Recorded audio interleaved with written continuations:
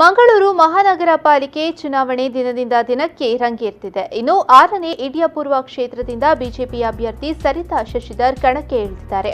ಸರಿತಾ ಶಶಿಧರ್ ಅವರು ಧಾರ್ಮಿಕ ಸೇವಾ ಸಂಸ್ಥೆಗಳಲ್ಲಿ ಸಕ್ರಿಯವಾಗಿ ತೊಡಗಿಸಿಕೊಳ್ಳುವ ಮೂಲಕ ಸಮಾಜ ಸೇವೆಯಲ್ಲಿ ತೊಡಗಿಸಿಕೊಂಡಿದ್ದಾರೆ. ಇದೀಗ 6ನೇ ಇಡಿಯಾಪುರ ಕ್ಷೇತ್ರದಿಂದ ಸ್ಪರ್ಧಿಸುವ ಸರಿತಾ ಶಶಿಧರ್ ಪರ ಶಾಸಕ ಡಾ ವೈ ಭರತ್ ಶೆಟ್ಟಿ ಬಿರುಸಿನ ಪ್ರಚಾರವನ್ನು ಆರಂಭಿಸಿದರು.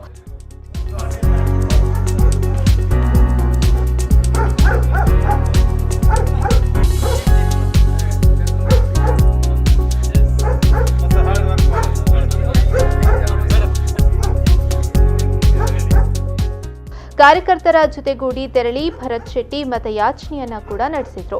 ಮನೆ ಮನೆಗೆ ತೆರಳಿ ಮತದಾರರ ಮನವೊಲಿಸುವ ಪ್ರಯತ್ನ ನಡೆಸಿದ್ರು. ಅಭಿವೃದ್ಧಿ ಮಾಡಬೇಕೆಂಬಂತ ಅಚಲವಾದ ನಿರ್ಧಾರ ಅವರಲ್ಲಿ ಕಾಂಗ್ರೆಸ್ನಲ್ಲಿ ಖಂಡಿತ ಇಲ್ಲ. ನಮಗೊಂದು ಅವಕಾಶ ಕೊಡಿ, ನಾವು ಕೆಲಸ ಮಾಡಬೇಕಂತಲೇ ರಾಜಕೀಯ ಬಂದವರು.